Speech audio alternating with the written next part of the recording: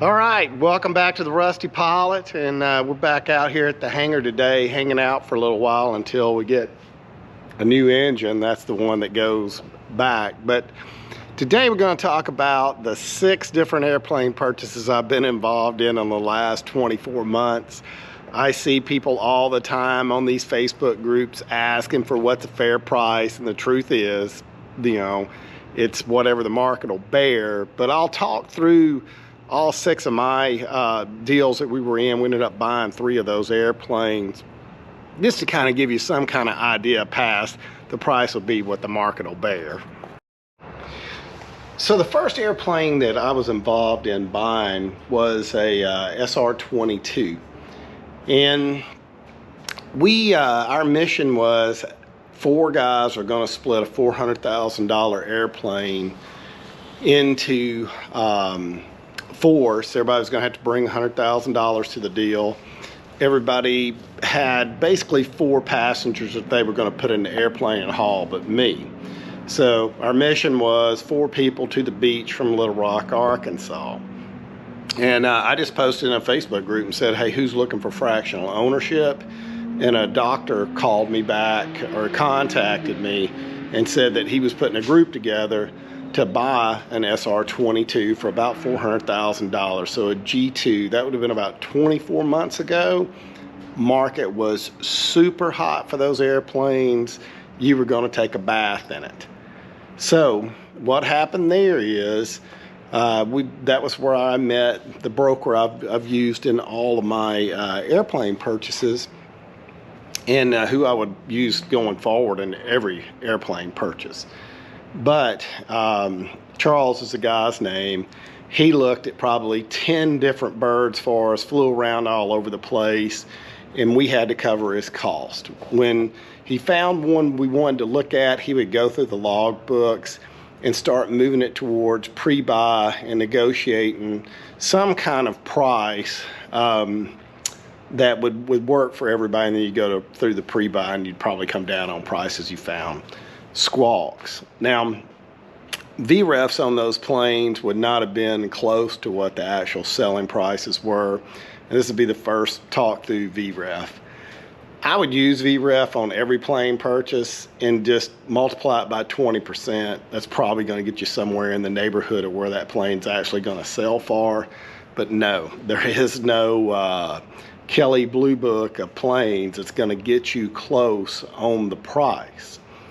Now, we looked at a whole bunch of planes, and that gets us to the second airplane purchase, an SR-22 brand new, $1 million. Young man that had some convenience stores there in central Arkansas had bought one, and it was coming off the assembly line in a few months. He looked to us, and we had lost a member, and we went down to 3 plus him, so 4, that he was going to let us own 30%, and he was going to own 70%. Greatest buy ever, would have been the greatest thing ever. That deal fell apart on squabbling over like insurance. Everybody wanted to pay their percentage instead of just divide it into 4s. Naturally, the guy with the 70% didn't want to do that. It was about $10,000 a year. There's some lower time pilots in that purchasing group. So that got us back to looking at $400,000 G2 Gen 2 SR-22s. That deal later fell apart as it just got down to me and the doctor that were in it. And I was in it till the end. I would have owned half that airplane, and they were going to sell 50-hour blocks of time to pay for it. But the doctor figured out that he really didn't need me because he wanted to finance it, and I was just going to pay cash for my end of it. I would say, personally, I would not finance an airplane. This is a hobby for the most part, unless you're involved in your business. You probably need to bring cash, because I'll walk through some stories in just a second on the first plane we actually were able to close on, but there's a lot of hidden $10,000 bills in an airplane purchase. So the first airplane we really bought I looked at 172, 182s, a lot of four-place airplanes, ended back up in the Beechcraft line at Sundowner and Sierra. You know, I had me, 200 pounds, my wife, soaking wet, 100 pounds, and some baggage. So we just didn't need a whole lot of plane. And the Beechcraft line and that trainer line was undervalued. So I had $120,000 worth of cash and started shopping for $100,000 airplanes with Charles. Again, we probably looked at 10 Sundowner Sierras, and that was probably 18 months ago. The market was still red hot. That was the most reasonable planes out there. VREFs, if I were to add 20% to a VREF, it probably would have got me somewhere in the neighborhood. But this is the first learning moment in airplane purchasing for me, that I found one with a Garmin 650 in it, and the old man really didn't have it advertised right. We flew up and looked at it, determined it was the best buy we had seen. It was $105,000. We did not pre-buy. And you know, every one of these planes I've talked about so far, we did not pre-buy one of them, which is crazy, and you should, but just the way the market was, you couldn't. So $105,000 airplane with the Garmin in it already, and about probably 1,300 hours left on the engine. We moved that thing into escrow, purchased it, flew it home, went through like a $6,000 or $8,000 annual. Is because what you're going to find is these older guys that have had these airplanes, and maybe they make $100,000 a year, and they bought them when they were 30 or 40,000 bucks.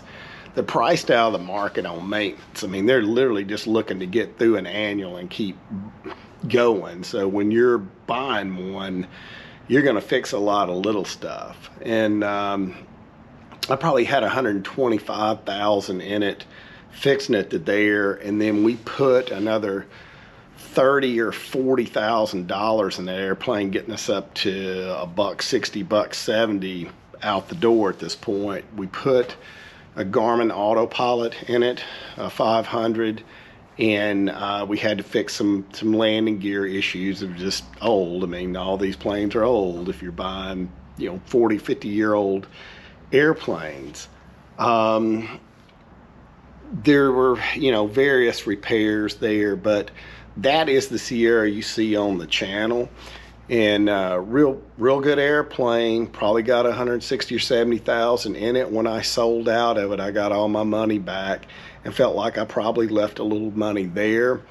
It also conveyed with the hangar space, and that's the other thing that you need to be thinking about before you buy an airplane. You better go get a hangar, or if you are buying an airplane, you need to go find some people selling that the hangar's part of the deal, or you're buying in fractional ownership. So that brings us to the next investment. We decided it would be a good idea to buy a Sundowner, and the local flight school needed a bigger airplane, and we negotiated a deal with them for $40 an hour to rent it. We would give it to them with a 100-hour inspection, and they'd give it back to us with a 100-hour inspection. They would cover all maintenance, annuals, anything but an engine going out. So we looked around at a lot of airplanes. We found a Sundowner with a 6-pack and a Garmin 430 in it. I don't think it was a WASP plane. It was like 75,000 bucks. Still, again, I mean, way better pricing by probably $25,000 than most 172s we had looked at. The Sundowner's a 6 positive G, 3 negative G, just big interior, 105 or 10 knot airplane. We went and looked at that airplane and did not move to a pre-buy. The guys ended up backing out on us, and that killed the deal. So 75,000 bucks, 6-pack Sundowner plane, good plane. You know, I would go back and do that deal again. I think we could have made money on it. The next plane we went out and bought was a Grumman AA1B. Totally different mission for this airplane. If you've got kids and you're thinking about them being a pilot, I would say you need to get a spreadsheet out and go down the rabbit hole of buying a plane and burning hours to 1,500 hours in that plane and doing the training in the plane versus going to a school and trying to flight instruct. And that's what we did. There was a little AA1B on the field. My son found it. The man wanted $27,000 cash for it. And six-pack airplane, no transponder, no ADS-B out, but we live in a rural area, so you're going to be able to fly the little airplane. Had a handheld radio strapped to it with a little intercom in it. And we're fixing to put that airplane up for sale. But that plane, I see them bringing $40,000 now, so it actually ended up being a good investment as far as that goes. But again, just like any of them, you were 1,000 here, 1,000 there on the repair bills. We did not pre-buy it. The mechanic on the field had worked on it, replaced all the cylinders, said, hey, you know, this engine's good for a long time. Had a lot of time left on the engine, which they have 2,300 hours, I think, on those engines. It probably had 2,000 hours left on it. And that is the plane you see in all of the Uncontrolled Arkansas videos. That's me and my oldest boy just bouncing around from airport to airport, grabbing 3 gallons of gas each time because useful load's so low, 2 adults in gas in there. I mean, you got about 90 minutes worth of fuel, so 45-minute hops are about all I'm willing to do in it. Great little airplane, good buying experience, but not your normal buying experience. The next plane on the list, as I started to get ready to move jobs, I had to sell the Sierra, my half of the Sierra. Never even advertised it. Sold to a guy on the field that went to the flight school, knew it was a good airplane. All the flight instructors had been in it. It was their favorite to fly in the whole field. And just the way the GPS and all that was coupled up, just a great, forgiving airplane. So I looked for the same type of situation with a hangar to convey with it in Dallas. And I found a 182 RG over at Arlington by Six Flags. And I think 80, 90 grand was what they wanted for half of it. I didn't go real far down that rabbit hole though. The 182's got landing gear that are specific to it and would be hard to source parts for. The roughly 160, 180,000 for the plane was not bad. Felt like that was a pretty good deal. And then the hangar, I mean, I don't even know how you value the hangar. It's invaluable. It doesn't convey to you. You don't own these hangars, but just the, hey, I'm still able to rent it is a big, big deal. Now, the oddity on this one was the young man selling his part wanted all of his money out of the maintenance fund that he had put in there over time, either in monthly fees or flying. Anything's possible in a negotiation, but that's totally laughable. If you flew an hour in it and y'all are charging $40 for a holdback, money stays. And that would have been a whole different set of points to bring up that would have probably killed that deal. The next airplane was this V-tail behind us. There were only 2 fractional ownership deals in all of Dallas when I was looking. I found this one. I flew out in the Sierra and looked at it and just bought it on the spot. Knew that this was a good deal, that the engine probably had about 200 hours left in it. They were valuing the airplane at about $180,000, which I felt like was fair. With a new engine, I felt like this plane probably been $250,000, $280,000 find. In the pre-buy we did do on this one, it went straight into annual. We found issues with the engine, that it was out of time. I figured it maybe had 200 hours left on it, and I just negotiated down 10% on the price to make up for what I felt like I'd lost in the engine, but was kind of relieved to go ahead and stick an engine in it We redid the prop at the same time. I figure we'll have about 70,000 in it, and then that would bring us to probably having 240 or $50,000 worth of cash in it, and the whole value's more than that, in my opinion. About 30, and he flies jets like a net jet type job for a living. Invaluable for me. Still sharp and still. Me and Trey, the co-owner in the other plane, we were kind of green. We were both coming.